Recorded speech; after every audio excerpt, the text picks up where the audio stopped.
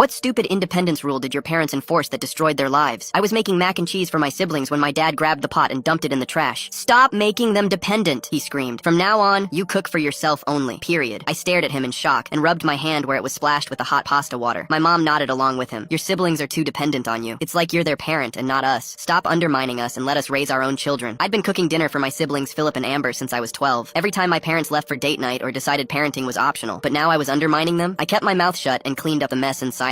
My parents were so confident that they'd finally taught me a lesson about boundaries, but I knew exactly what was about to happen. The next morning I was making breakfast when Amber and Philip came down. What's for breakfast? Philip asked, grabbing plates. I can't make you anything, I said. Mom and Dad forbid it. They say I'm undermining their parenting. Amber looked confused. What? But you always make us breakfast. Not anymore. Ask Mom. So they ran to find Mom. 20 minutes later, the smoke alarm was screaming. Turns out Mom had tried to make scrambled eggs without using any butter. The eggs had welded to the pan like black cement. Since that didn't work, she attempted to make chicken nuggets, but she didn't know how to operate the oven and ended up turning it to max. The nuggets burst into flames. Actual flames. The fire department had to put out the fire. Ma'am, what exactly were you doing? The firefighter asked, staring at the charcoal. Making chicken nuggets, she reluctantly admitted. The humiliation on her face was a sight to behold. Next, it was Dad's turn. He wanted to make spaghetti, but thought all you have to do is put pasta in water and wait. He didn't even know that the water needed to be boiling. The dry noodles fused to each other, forming a solid pasta brick. Dad actually got a hammer to break it apart while Mom tried helping with sauce, but she just squeezed an entire tube of tomato paste directly onto the brick like toothpaste. Philip took one bite and threw up on the table. Meanwhile, I was eating perfectly seared salmon with asparagus. My siblings would press their faces against the kitchen door watching me. Please, can we have some? Amber begged. Ask Mom and Dad, I said. They're the parents, not me. By this point, Mom was Googling, is it illegal to not feed your kids properly? While Dad was trying to figure out if cereal with orange juice was edible because they'd run out of milk and didn't know how to make a grocery list. 2 weeks later, Grandma showed up for her surprise 70th birthday dinner with 20 relatives. Apparently, my parents forgot they had promised to host. When they remembered that morning, they panicked and started cooking at 8 a.m. for a 6 p.m. dinner. Dad thought he could speed things up with heat. He shoved a frozen turkey in the oven at 500 degrees to cook faster. The thing exploded at noon. Turkey shrapnel embedded in the ceiling. Meanwhile, Mom was attempting mashed potatoes. She forgot measurements existed and just poured milk until it looked right. What she got was potato soup. When Grandma saw the mess, she asked them, where's Casey? Casey always helps with family dinners. Mom's face went red. Oh, Casey's upstairs. We have a new rule. Casey only cooks for Casey now. What do you mean? Grandma asked slowly. We're teaching independence. Dad jumped in. Kids today are too coddled. Casey was making the younger ones dependent. Dependent? By feeding them? Grandma's voice was getting dangerous. It's about boundaries, Mom said quickly. We're the parents, not Casey. Grandma turned to Philip and Amber. Is this true? How long has this been going on? That's when Amber exploded with anger. 3 weeks. They won't let Casey cook for us, and now we eat cereal 3 times a day, and Jake's tooth fell out and I haven't had a vegetable and the fire department knows our address by heart. Grandma couldn't even believe what was happening. You stopped letting the only person who can cook feed these kids. My parents sat there sweating, unable to answer. Nobody was eating anything. Grandma stood up slowly and called out, Casey, get down here! I walked down with my perfectly plated dinner, herb-crusted chicken with roasted vegetables. Everyone stared at it, then at the disaster on the table, then at my parents. You absolute idiots, Grandma said.